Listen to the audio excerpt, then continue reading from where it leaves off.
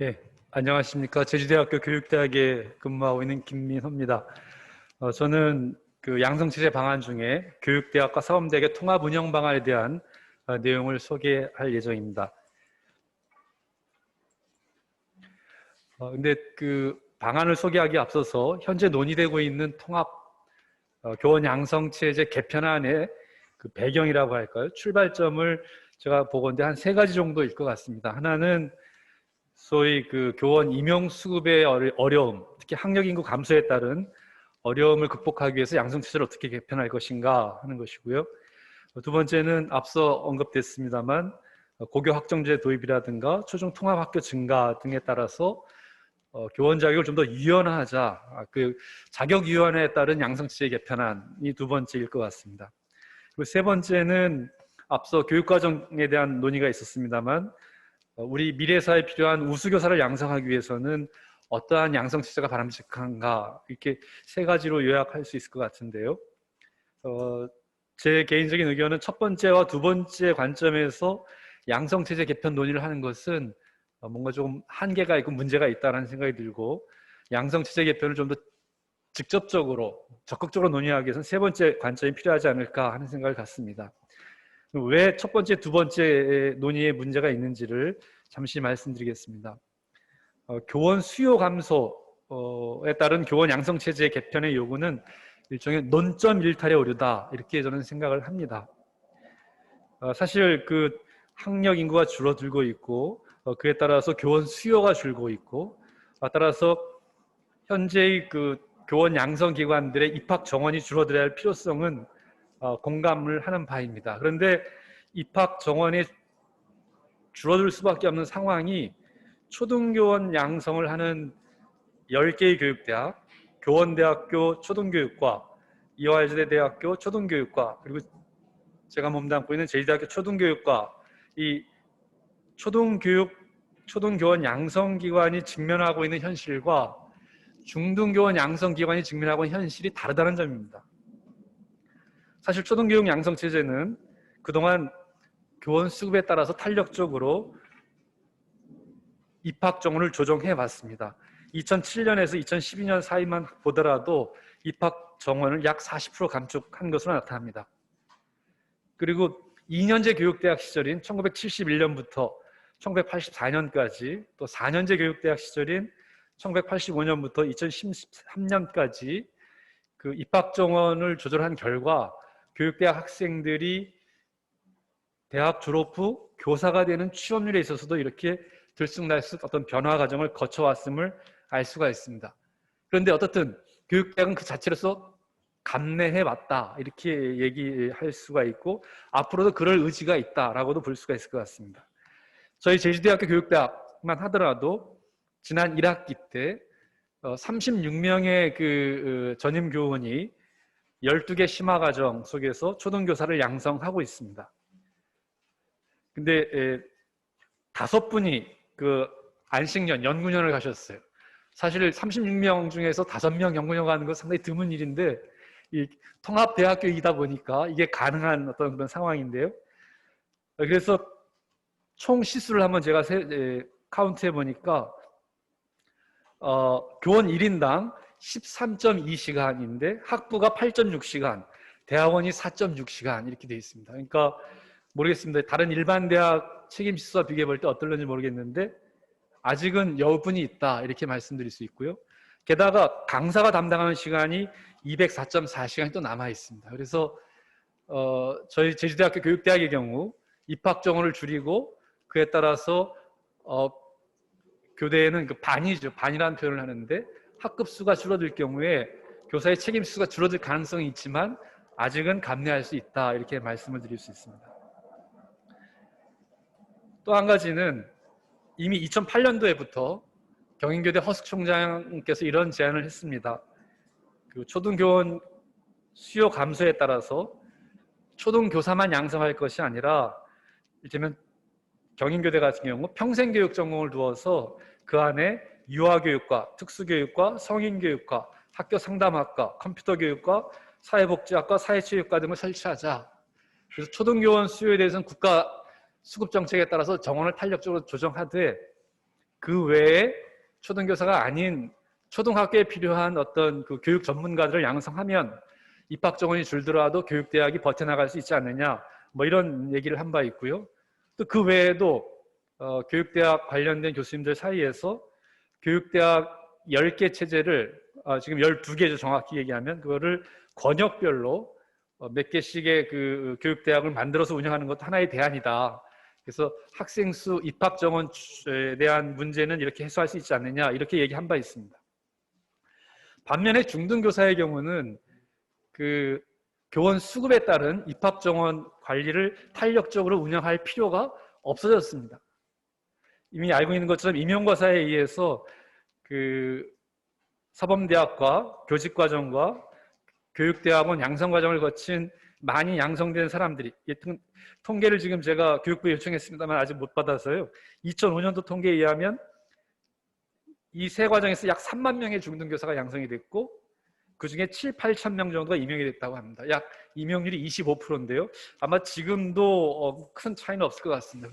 반면에 이제 초등교원의 경우는 요즘은 한 6, 70% 이렇게 임용률을 보이고 있습니다. 그래서 말씀드리고 싶은 것은 이렇게 중등교원이 그 수급에 따른 입학 정원 관리의 필요성은 애시당초 양성 체제이기 때문에 필요 없다, 이렇게 말씀드릴 수가 있을 것 같습니다.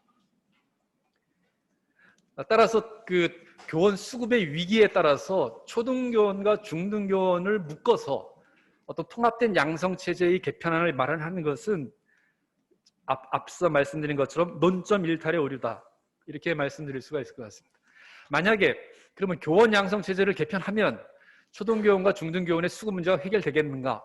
거꾸로 질문해 보면 답을 못하죠. 그만큼 수급 문제로 가지고 양성 체제를 개편하는 것은 옳지 않다, 이렇게 말씀드릴 수 있습니다.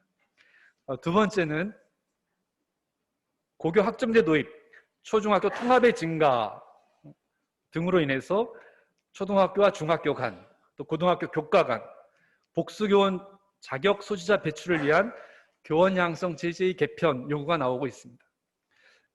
제가 본데 이것은 자연주의 오류를 범하고 있다라고 얘기할 수 있습니다. 잘 아시겠습니다만 사실, X라는 사실로부터, 고교 학점제의 도입이나 초중 통합기의 증가라는 사실로부터 교원 자격 체제의 개편이라는 당위를 끄집어내고 있습니다. 이것은 논리상의 오류라고 얘기할 수가 있죠. 이 논리가 정당화되려면 사실 이전에 당위적인 규범이 전제가 돼야 됩니다. 예컨대 학교 체제가 달라지면 달라진 체제에 가장 적합한 교사 자격자 양성이 필요하다라는 당위적 전제가 있을 때 고교 학점제의 도입과 초중학교 통합이 증가하면 그러면 양성 체제 바꿔야 되지 않을까? 이렇게 얘기할 수가 있죠. 근데 문제는 이 전제인 학교 체제가 달라지면 달라진 체제에 가장 적합한 교사 양성이 필요하다라는 전제를 받아들이는 순간 우리가 부딪힌 문제는 단지 고교 학점제나 통합 학교만의 문제가 아니라 상당히 많은 문제를 가지고 있다는 점입니다. 예를 들면 초등학교, 아까 전남 같은 데 소규모 학교가 있지 않습니까? 50명 이하의 학교가 굉장히 많은데 이 소규모 학교와 대규모 학교에 그럼 별도의 교사 자격증이 필요한 거 아니야? 라고 얘기할 수도 있죠. 또는 다문화 가정이 밀집한 지역에 아이들이 많이 있다고 하면 그러면 교사들에게도 다문화 교사 자격증 줘야 되는 거 아니야? 이렇게 얘기할 수도 있습니다. 사회 체제가 변화할 때마다 교사 자격이 계속 얘기가 나와야 될 것인가 하는 그 문제 제기를 하는 겁니다. 제가 보건대 사회 체제의 그러니까 교사 자격의 근본적인 변화를 하지 않는다 하더라도 현재 초중 통합학교도 초등교사 자격을 가진 사람과 중등교사 자격을 가진 사람이 함께 근무하면서 운영해 나갈 수가 있습니다. 소위 그 자격 체제의 변화가 아니라 운영 방법의 개선으로도 해결할 수 있는 문제를 너무 키워서 자격 체제 개편으로 접근하는 건 아닌지 이 점에 대한 문제 제기를 하고 싶습니다. 그래서 마지막으로 세 번째, 그러면 교원 양성체 개편이 불필요하다는 얘기냐? 그건 아닙니다. 필요합니다. 다만 우수교사 양성이라는 시각 차원에서 우리가 이걸 해나가야 된다 하는 점을 강조해서 말씀드리고 싶습니다.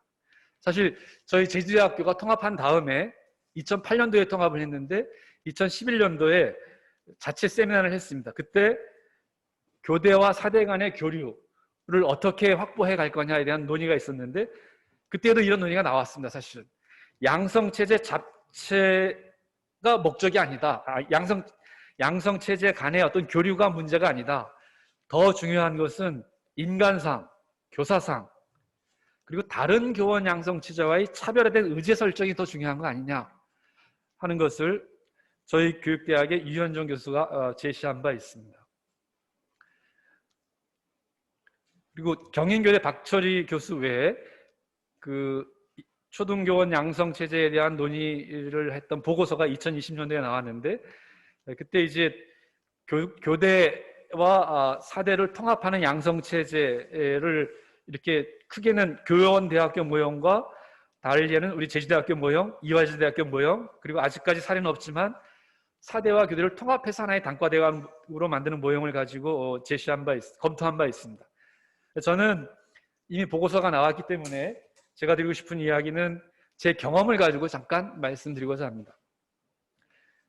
저는 국립사대를 교육학과를 나왔습니다. 그리고 초등교사를 양성하는 교육대학 교수가 86년 3월부터 시작해서 2008년 통합 전까지 한 20년 넘게 이렇게 근무를 해본 적이 있습니다.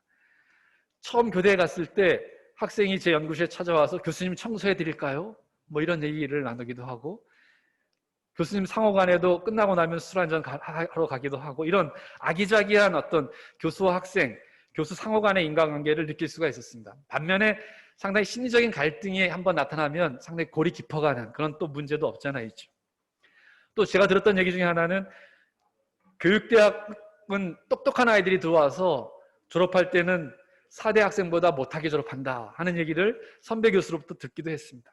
아마 이것은 초등교사가 10개 교과를 가르치느라고 수업 준비를 해야 되고 실습 준비해야 되고 때로는 가난한 학생들은 아르바이트를 해야 되고 하는 이런 속에서 마음의 여유를 갖지 못하면서 대학생활을 보낸 결과가 아닌가 이렇게 생각이 듭니다.